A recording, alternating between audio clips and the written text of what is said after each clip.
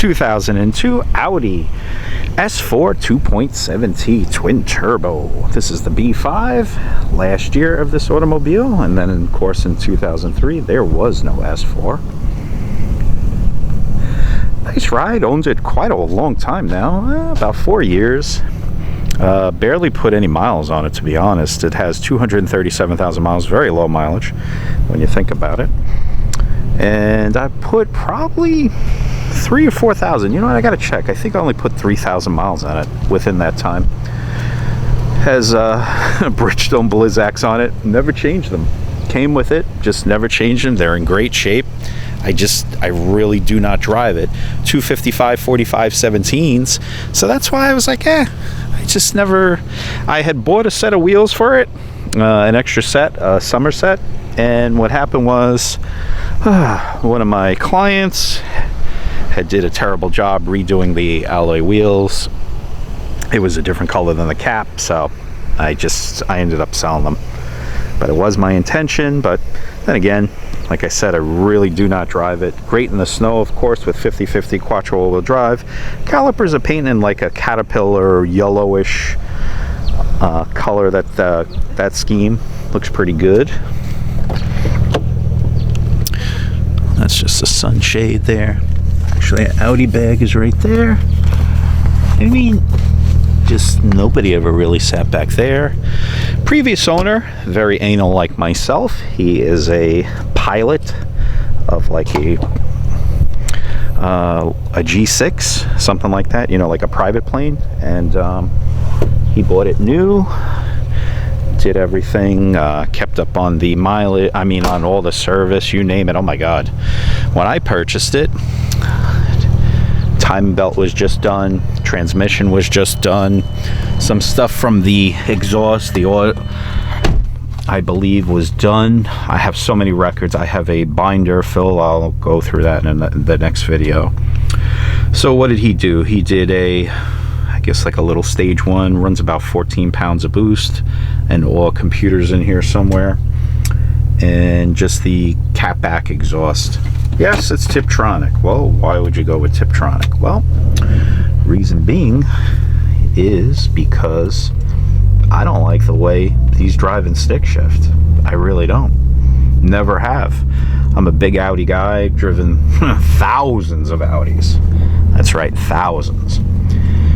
And I never cared for the A6 or the S4 when it came to stick shift. TT was decent. Actually, I always found that the Volkswagens were better in stick shift, GTIs, everything. But yeah, just never cared for it. It's like very clunky. So I went for a Tiptronic also because I was trying to buy a buyer. And I noticed that most of the people with Tiptronics, they were people that had taken better care of the vehicles. Trying to find an S4 with the original owner, very difficult. And when I saw this one, I had to jump on it. The guy had it in his garage its whole life. This thing's been in my garage, you know, it's 4 years. It's been with me. So, I mean, it's ridiculous. I have much more expensive cars and I leave them outside. My wife thinks I'm effing crazy, blah, blah, blah. I had an Audi 5000. I did the same thing with that. I mean, I can't leave it out. So the other thing is, I feel like a car is kind of purposeless. I don't drive it. So then why am I keeping it? You know what I mean? It's one of those sort of things. So I thought, you know, I love looking at it. I'm a weird guy. I sit in my garage. I every time the door opens, I look at it. You know, it's there. Yeah, front or back. It just looks great to me. Things that I've done to it, I put in a fuel pump just because I felt like I wanted to. I didn't see that he had done one. He did years ago, and I put that in. I've done some other service to it. Anything that it needs, I put Brembos all the way around, rotors and pads, just because I wanted it that way. The cluster was fixed.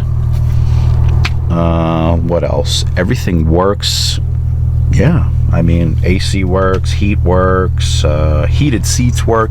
This one's not that great, but this one works a lot better.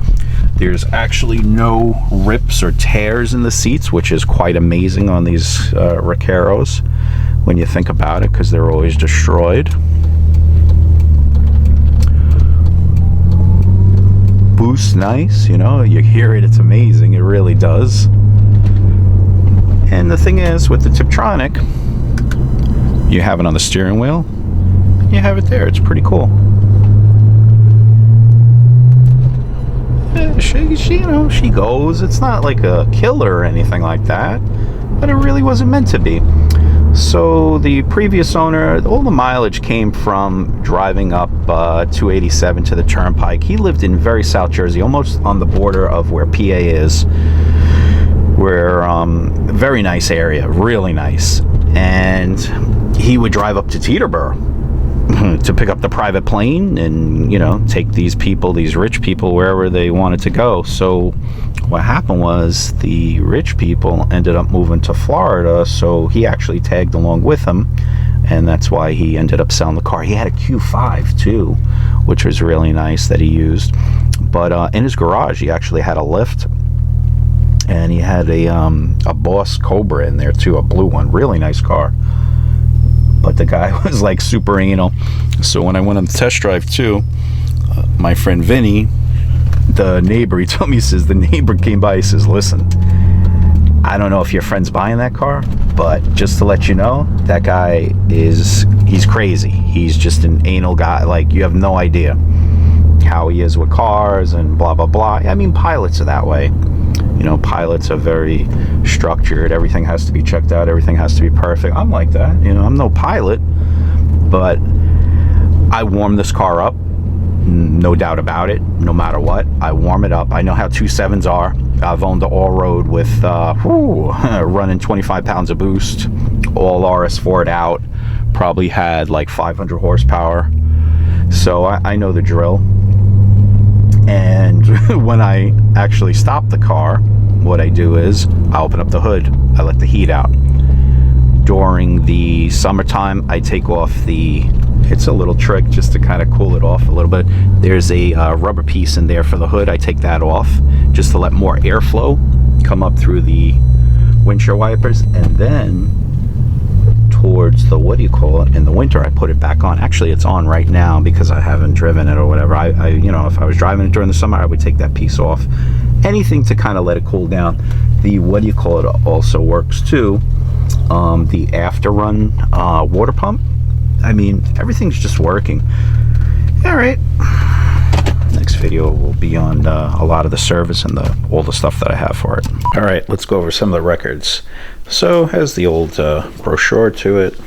Yeah, cool stuff. A little beat up, actually. I think I even have this somewhere. Have all the owner's manuals, all the stuff that it came with. It's in the glove box. There's a picture of it. Title. He even did a lot of the work himself. This guy, the original owner, he actually had a lift in his garage. Really hot, actually. So here is the original sticker. Let's get that out. Everything's in here. I mean, very thorough. Guy was, I forget if I mentioned in the previous video, guy is a pilot, rather. And they're very anal about things. $41,000, basically $42,000 back in the day. Yeah, it has the automatic for, oh no, automatic was no charge. $1,200 for the premium package. Bose was $650. Cold weather was $600. Pretty cool. All right, so from the get-go, this is all in alphabetical. I took the time, or rather numerical. I took the time to put them in plastics. It's just crazy how much money this guy spent on this car over the years. Now, I've had it about 4 years myself, so it's not like I'm one of those quick flippers, that's for sure. I'm an Audi guy through and through. If you actually follow my YouTube channel, you could definitely see that. When I was younger, very much involved with a pre-owned Audi and Volkswagen store that sold tons and tons of cars. And this was my time period. You know, B5, C5s, you know, just favorite stuff of mine. D2, great vehicle. Well, I just like the original Audis. Had tons of them, owned a bunch. All right, so let's get up to kind of nowadays. I put a battery in it, OEM. That's just the way I am. So this is basically when I bought it. All right, so in March of 2020, I think I bought it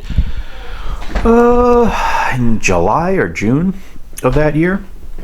So it had 232,729 miles. I believe I have like 237,800-ish on it. Hold on. Let me see what the photo says. I don't even know. Let's see what it says. Oh, my eyes. It looks like 238,810 or something like that. But anyway, he actually did the trans. Where's my glasses? Getting old. He did a ton of stuff. Reman torque converter, trans, shaft gasket, you name it was done. Shaft seal, trans out, subframe. Oh boy, that's a lot of fun to do. So they charged them basically $3,800, and then also he had done right then and there. He had done the, what do you call it too? Another timing belt. So definitely spent a lot of money on this vehicle. Here's another one. Yeah, here it is right here. Oh wait. So yeah, $3,800, and then another $3,809. Guy's crazy. He did the EGT sensors. He purchased them from APR, $589 or so. Timing belt was done at that point. Water pump, thermostat, hose clamps, brake clean, all that good stuff. Big bucks. So right here alone, these two bills is worth more than the car. Right there you go. I'm gonna have people offering me some ridiculous pricing. Odometer was done, which is great. The cluster in the middle, so that thing is crisp. The LEDs in the middle are all perfect, which is very nice. But yeah, no expense was really spared on this car. He was just real anal about it, and so am I. I mean, I'm, you know, control arms. I mean, just a lot of stuff. The wheels were repaired if they needed it. Any sort of thing over the years. Remember, it's a 20-year period. It's a long amount of time of stuff to be done. 220 miles, 20,000, and it's all here. I mean, it's all documented. It's just in February of 17, he's doing stuff. It's just constant. A lot of work. 213,000 miles, and this is done in February of 17. $368. They did some power steering fluid service, also wheel alignment. You know, brought it to Audi a lot. You know, some other aftermarket. You know, he brought it to Princeton, Flemington. He also brought it to a couple custom shops too, like, you know, that specialize in stuff. Auto tuning, got all the stuff with that too. So what did he do? He did the exhaust. He did the chip. Runs about 14 pounds of boost. Nothing crazy. You know, sounds good. I know that just recently he had the ECU redone. They have like a lifetime warranty on this thing too. So yeah, just definitely a lot of stuff. I also, let me take this. Oh no, oh yeah, Google's calling. Yeah, okay, get a life. Let's look up here. Now up here, I actually have any purchases that I made too. Got a lot of PDFs, screen captures. Let's see. This is the original ad. I'll give everybody this who's ever buying it, and just showing everything. I like to kind of try to keep everything as much as possible, because I think it, you know, it adds value to the car. It adds to its history and everything else. So if you're interested, give me a call. I really don't use the car, so in the beginning, I use the car a lot. Then, of course, as time goes on, I mean, 4,000 miles in 4 years, probably most of the mileage, maybe the first year, second year, and just lately I really have not been driving it. I think I drive it to the restaurant, drive drive it to my daughter's school once in a while. We're 2 minutes away, so it really doesn't get any driving in. I let it warm up, I let it cool down, all that stuff. You know, just one of those things. When I was at Princeton, I used to drive it there more. It's a nice drive. Used to take to the Poconos. I just don't do any of those sort of things anymore. So I think it's just time to move on. Call me up. I'm very straightforward, tell you the truth, and no nonsense. Any questions you have, just let me know.